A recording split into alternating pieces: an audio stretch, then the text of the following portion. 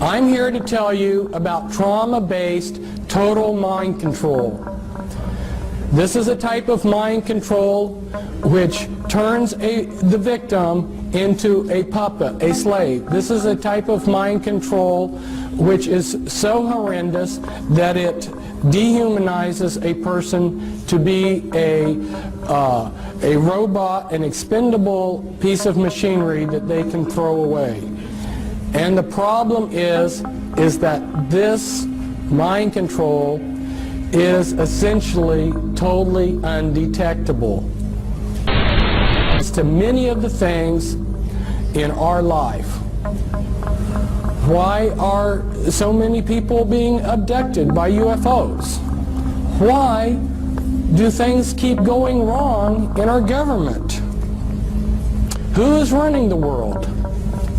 How do we protect ourselves from someone who's an intelligent agent of the New World Order? With all these UFO abduction experiences, I'll tell you, we are headed toward total mind control.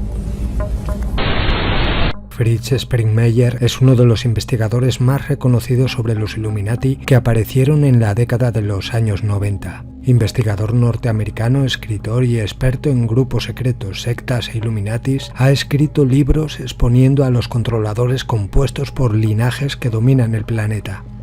En su gran obra ha denunciado un complot de estas fuerzas oscuras, satánicas, para dominar el mundo, liderado por varias familias, linajes muy poderosos, vinculados por lazos consanguíneos y que mediante técnicas de control mental garantizan la sumisión de sus miembros.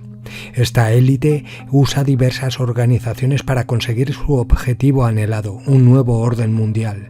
Su trabajo fue fundamental para otros investigadores y escritores sobre la misma temática. En su investigación, Fritz ha llegado a la conclusión de que muchos informantes conocidos sobre estos temas son simplemente infiltrados, que tratan de manipular a personas que sienten curiosidad por estos temas. Se denomina liderar una oposición controlada.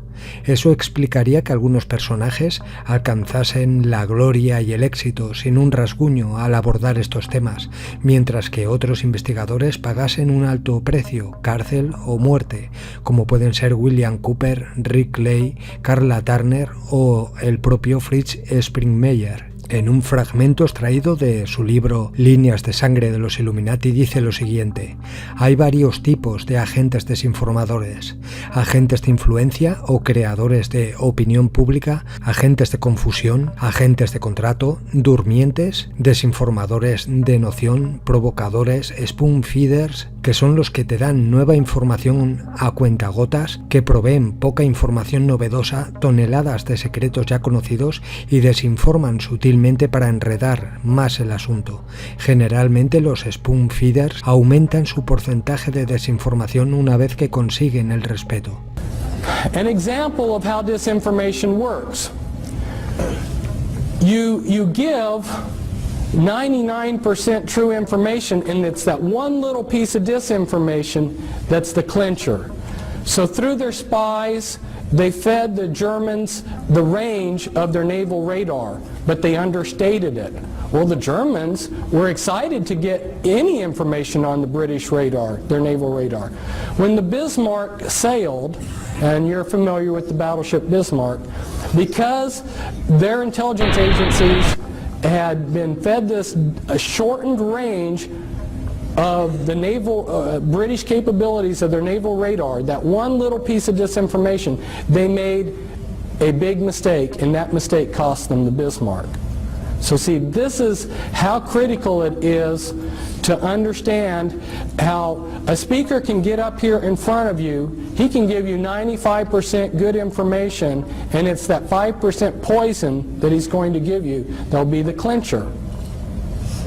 It's very hard to understand for most of us to understand how this information comes about. Fritz estuvo trabajando junto a la ex MK Ultra Cisco Wheeler en la elaboración de varios libros sobre el control mental MK Ultra y monarca en cierta parte de la población, pero años después de esto, el FBI lo acusó de supuestos delitos como asalto, tenencia de armas, literatura separatista blanca, posesión de drogas y planear atracos a entidades bancarias, lo cual hizo que Fritz Springmeier fuese apartado de sus investigaciones. Fritz afirmó que las acusaciones eran falsas y que son una maniobra de las altas esferas del poder para acabar con su labor divulgadora. En el año 2003 fue sentenciado a 9 años de cárcel por su supuesta involucración en un robo a mano armada en Oregón, según la versión oficial, deteniendo así sus 25 años de investigaciones sobre las familias Illuminati. En octubre del año 2010 fue puesto en libertad, pero pocos meses después fue encarcelado de nuevo. Actualmente está en libertad desde el año 2011. A continuación, la traducción literal de un ensayo escrito por Fritz Springmeier antes de su encarcelamiento, llamado Secretos subterráneos. Durante la década de 1990 mi investigación me llevó en varias ocasiones a ponerme en contacto con personas que declararon haber estado en bases militares subterráneas profundas. Por supuesto que un buen número de estas bases son admitidas abiertamente por el gobierno estadounidense, por ejemplo la montaña Cheyenne. Descubrí que no solo nuestro gobierno se centró en la construcción de ciudades secretas profundas, sino también las familias Illuminati. Por otra parte, estaban utilizando tecnología muy avanzada que el público desconocía que existía. Los testigos han descrito ascensores que van kilómetros abajo, trenes superrápidos, respaldo de agencias gubernamentales, experimentaciones genéticas, almacenes de existencias con materiales amontonados y un proyecto híbrido humano y no humano, alienígena. Pero lo que me sigue acosando es la mirada de un testigo ocular cuando me dijo lo siguiente: Fritz, no tienes ni idea, lo que está pasando realmente está más allá de todo lo que imaginas. Durante años yo había tratado de realizar un seguimiento de estas bases militares subterráneas profundas y sus fines. Viajé a Dulce, Nuevo México, cuando conocí a Phil Schneider, quien había trabajado en estas bases. Yo estaba emocionado de comparar mis descubrimientos y mi información con su conocimiento de primera mano. Fuimos capaces de compartir información en varias ocasiones hasta que fue eliminado el día antes de que nos íbamos a encontrar de nuevo. Después dispuse mi información sobre las 140 bases estadounidenses en mi libro La fórmula Illuminati utilizada para crear un esclavo indetectable de control mental total.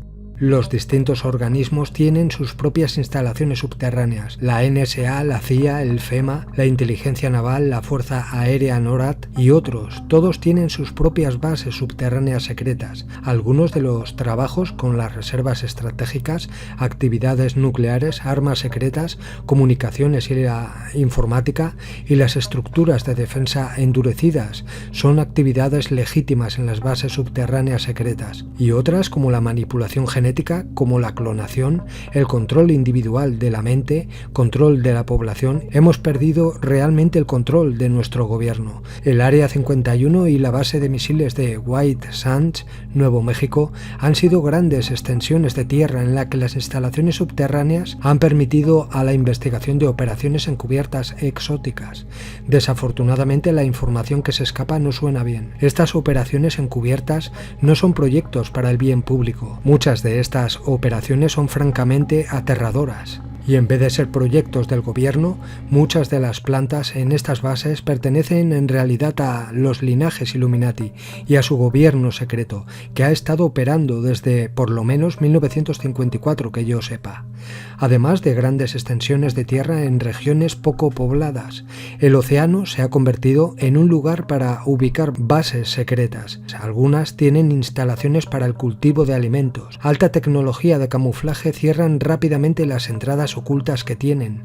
Testigos afirman que especies no humanas, alienígenas, habitan los niveles inferiores. Los mismos escalofríos que corrían por mi espalda como un estudiante de 10 años cuando entré en la ciudad subterránea en el volcán Diamond Head continúan hoy en día cuando contemplo estas bases y sus utilizaciones. Estas bases están diseñadas de modo en que la élite podría sobrevivir a una guerra nuclear o a una epidemia en todo el mundo, o a un desastre natural como un choque de un asteroide, o la inversión de polos de la Tierra, o una nube de polvo cósmico, que les permiten soportar mientras viven en condiciones de seguridad. Cualquiera que sea el desastre que se vea venir, ellos están preparados.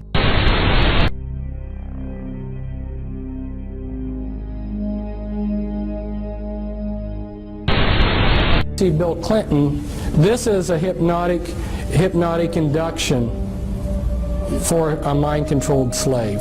It hypnotically inducts them. Bill Clinton, this is a hypnotic induction for a mind-controlled slave. It hypnotically inducts them. Around this date, Admiral Stansfield Turner, who was head of the CIA, went before a congressional subcommittee, and he admitted to them that yes, the CIA is carrying out mind control on countless numbers of unwitting American victims. And he even went so far as to say the basic methods that they use in this mind control: hypnosis, drugs, and torture.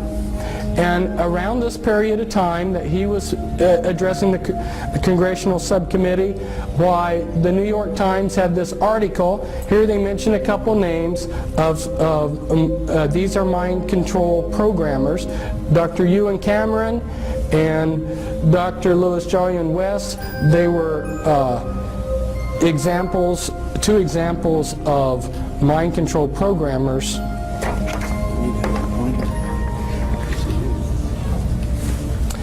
If we go back in history, you'll see that our governments are just carrying out methods of control that were written about long ago. And those of you who have been associated with the Army realize that they have a lot of pamphlets and books for their people. This was a handbook for chaplains, and inside this handbook for chaplains, they tell all of the religious groups that are recognized by the U.S. military, and one of those groups that's officially recognized is the Church of Satan, so that if you are a satanic priest in the Church of Satan, you are exempt from the draft because you're a clergyman. And Anton LaVey happens to be one of the mind control programmers that I have been exposing, and you'll see a picture of one of his slaves in here. In this book, in this handbook for chaplains, they will tell you that there are 3 degrees within witchcraft, and that is correct. Those first 3 degrees make up the anarchy level of the Illuminati, and then you have a hierarchy level within the Illuminati. It's through the mind control because these bloodlines learned about these mind control techniques many centuries ago. These are the movers and shakers of the world, and for instance, the Rothschilds, their secret genealogy traces back, and this is inside information. You're not going to learn this in reading a book. This is inside information. Their genealogies go back to Nimrod. So these are some very powerful bloodlines, and they have learned a lot of techniques for controlling long ago. And when you learn who the bloodlines are, it totally changes your view of history. Now, for instance, Grant and my co-author back there, Cisco, who I brought out of the Illuminati, her father was a programmer, and parts of her were used for programming. Her great uncle, her dad's uncle, was the head of the U.S. military during the Vietnam War, General Earl Grant Wheeler, and he was a descendant from Hiram Ulysses Grant, And Ulysses Grant was of the Collins bloodline and of the Delano family bloodline. Two very powerful bloodlines. And you may have thought that he was just a common ordinary person. To understand what's going on, you really need to understand these bloodlines, and that's why I encourage you to get the book that we have back there, the Volume 1 book, the Top 13 Illuminati Bloodlines. These are just some representatives of those bloodlines. And these are Illuminati members that I'm showing you here that are representatives of the different bloodlines. And the DuPonts, for instance, have been in charge of a large portion of the military-industrial complex. They have produced the gunpowder for all of our wars. So every war that we've had, they've gotten incredibly rich. They also are into a lot of the chemicals. Every day you use chemicals that came out of DuPont factories. The Freeman family and Gaylord Freeman, head of the Priory of Zion, and this is the Kennedys. Here we see JFK at the Great Pyramid. It seems like a lot of these Illuminati types have made a pilgrimage to the Great Pyramid. And here's Anton LaVey. See if I can get him up a little bit so that the camera can see a little bit. This is Anton LaVey with one of the members of his church, Sammy Davis Jr. Sammy Davis Jr. was part of Rat Pack, which were working with the intelligence agencies and were Satanists.